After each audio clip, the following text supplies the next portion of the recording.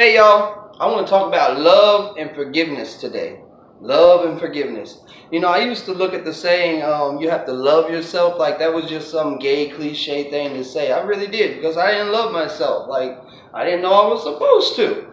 Anyways, it wasn't until I started to forgive myself for the people and the people that I've harmed throughout my life, and to forgive the other people who've harmed me throughout my life, that I really started to feel a little bit of love for myself. Like, for instance, my dad, he murdered my mom when I was young, right before my eyes. I never knew what it was like to grow up with that motherly love, like that was taken from me. Soon after that, my grandpa started molesting me.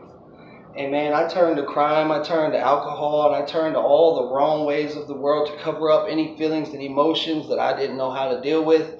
And it wasn't until I started to deal with those things in prayer and writing them down and talking to people about it. For instance, this guy Jim, I met here in Dallas. He told me a story about when he was younger, his dad had it set up for his mom, him, and his brother to be murdered.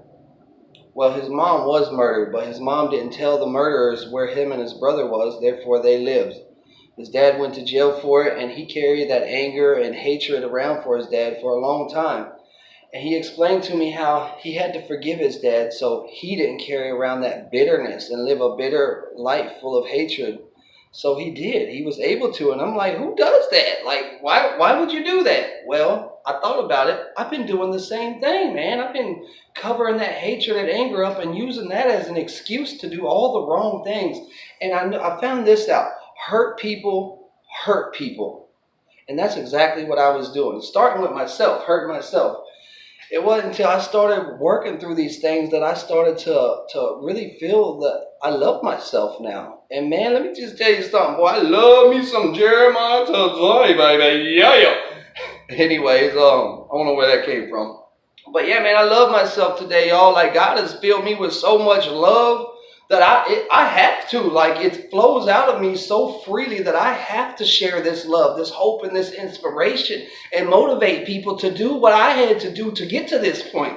And it starts with forgiveness, man. The more we forgive ourselves, the more we forgive others, the more we love ourselves, because love and forgiveness go hand in hand.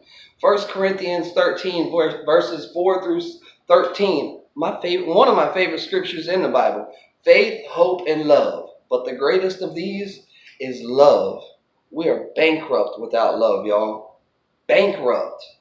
And not just to say I love myself, or not just to say I love you, but like really meaning it, really feeling in your heart. The more we forgive ourselves, the more we forgive others, the more love we're filled with. And that's what this world needs, is more love, more helping each other, more sharing the love, more sharing hope and inspiration, more forgiveness. Look, man, if there's any deep, dark secrets you may be carrying around, just know this. You could turn to God, you could pray right now and ask Him to forgive you, and He will. It's that easy. He will. It's already waiting. It's already there. He's been waiting for us to do this the whole time. We don't have to live with any hatred, any unforgiveness anymore. Please try it, y'all. The more you forgive, the more you'll love yourself, the more you'll love everyone around you. I love y'all, and I really do mean that. I'm serious, y'all. Bless up, all right? Thank you.